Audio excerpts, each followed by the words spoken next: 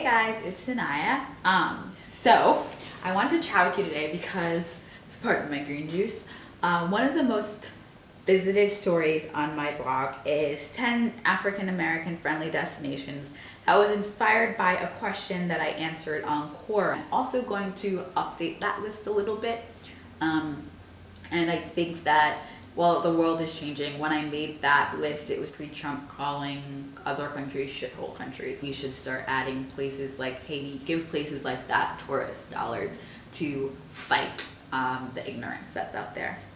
It's something that a few of you have DM'd me about. I got one most recently. I really want to study abroad in college, but my parents are very hesitant because they fear the racism will be too bad in European countries like Spain and Portugal and South American countries like Brazil.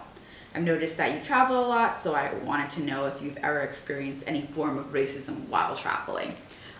So I don't know if you guys know, but I'm a big proponent of studying abroad. Studying abroad for me in Milan completely changed my life. Racism did actually play a factor for me when I was choosing places to study abroad. I remember speaking to my friend Allie, who studied in Argentina. She's super woke. So she brought it up herself about, for me, what it would be like as a black woman there. And there are racist sentiments there. So that was something that I was privy to because of Allie, and I was really lucky for it. And it was one of my deterrents for choosing not to study abroad in Argentina. I didn't want that to be, there are so many more reasons why I did choose Milan, but I also did think that I didn't want that to be an added layer of my study abroad experience. Racism can happen to you anywhere, and I know especially it's a little bit scary to go abroad to a new country and not be sure how you're gonna be perceived. Quite honestly, that could happen to you in the United States. So it's important that people like us are out there traveling and are breaking the stereotypes that parents want to shelter your children. You're gonna have to go out there, you're going to have to experience life, and it's not all roses. And you don't wanna rob yourself from experiencing another culture. That the proportion of young people of color studying abroad is considerably lower, and we do have to make a concerted effort to get out there more, and it will open up more opportunities to us. Spain, Portugal, and Brazil. I have not been to Brazil actually, but I've been to Spain and Portugal. Let's talk about Brazil a little bit from what I know about it.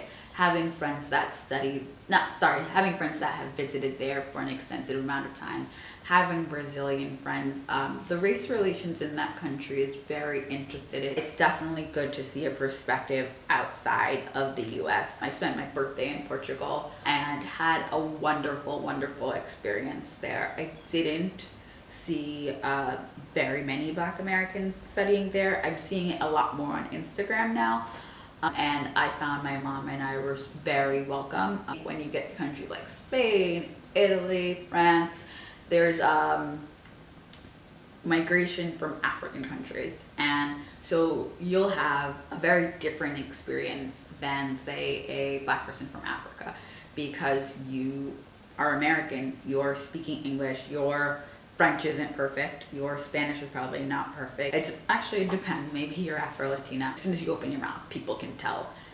In the same way that you wouldn't do something kind of negligent, risky, putting yourself at risk in the deep South, don't do that in Southern Italy. And so just be cognizant of your surroundings. That is something that's really important, no matter your color of travel.